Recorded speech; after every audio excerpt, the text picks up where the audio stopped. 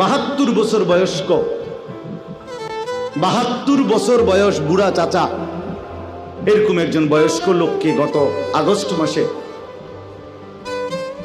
কালেমার দাওয়াত দিছিলাম। উনি হিন্দু। 2.5 ঘন্টা ওনারে বুঝাইছিলাম, বলছিলাম, কিন্তু উনি এটা বলে যে ঈশ্বর অদ্বিতীয়, ঈশ্বরের কোনো অংশীদার নাই, আমি প্রতিমা পূজা করি না। উনি এই কথাটা বলে, কিন্তু উনি কালেমা। আমি বললাম, চাচা, আমাদের সাথে আরো আলেমা ছিল, চাচা আপনি এই কথাটাই বলেন,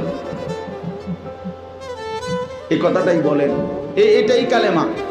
আপনি যেটা বিশ্বাস করেন এই কথাটা মুখে বলেন না, কালেমা আরবিটা বলেন, লা ইলাহা ইল্লাল্লাহু মুহাম্মাদুর রাসূলুল্লাহ, এটা বলেন। কত অনুরোধ করলাম, কানসি পর্যন্ত, বিশ্বাস করেন।